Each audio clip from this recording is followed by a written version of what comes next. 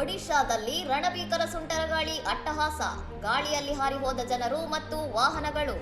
ಮಯೂರ್ಭಂಜ್ ಜಿಲ್ಲೆಯ ಕಾರಂಜಿಯ ಬ್ಲಾಕ್ನ 4 ಗ್ರಾಮಗಳಿಗೆ ನಾರ್ವೆಸ್ಟರ್ ಚಂಡಮಾರುತ ಅಪ್ಪಳಿಸಿದ್ದು, ಸುಂಟರಗಾಳಿಯ ಭೀಕರತೆಗೆ ಒಬ್ಬ ಮಹಿಳೆ ಸೇರಿದಂತೆ 2 ದುರ್ಮರಣಕ್ಕೀಡಾಗಿದ್ದಾರೆ.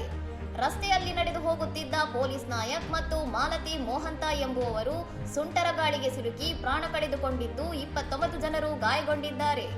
ಹಠಾತ್ ಸಂಭವಿಸಿದ ಈ ನೈಸರ್ಗಿಕ ವಿಕೋಪದಿಂದಾಗಿ 70ಕ್ಕೂ ಹೆಚ್ಚು ಮನೆಗಳು ಧ್ವಂಸಗೊಂಡಿದ್ದು, ಮರಗಳು ಬುಡಮೇಲಾಗಿವೆ. ಅಲ್ಲದೆ ಬೈಕ್ಗಳು ಮತ್ತು ಜನರು ಗಾಳಿಯಲ್ಲಿ ಹಾರಿ ಹೋಗುವ ಭಯಾನಕ ವಿಡಿಯೋಗಳು ವೈರಲ್ ಆಗಿವೆ. ಮೃತರ ಕುಟುಂಬಕ್ಕೆ ತಲಾ 4 ಲಕ್ಷ ರೂಪಾಯಿ ಪರಿಹಾರ ಹಾಗೂ ಗಾಯಗೊಂಡವರಿಗೆ ಉಚಿತ ಚಿಕಿತ್ಸೆ ನೀಡುವುದಾಗಿ ಮುಖ್ಯಮಂತ್ರಿ ಮೋಹನ್ ಚರಣ್ ಮಾಝಿ ಅವರು ಘೋಷಿಸಿದ್ದಾರೆ.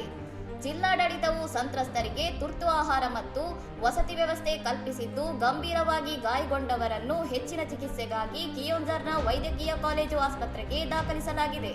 ಇನ್ನಷ್ಟು ಸುದ್ದಿಗಳಿಗಾಗಿ ನೋಡ್ತಾ ಇರಿ ಸೌರಂ ಟಿವಿ.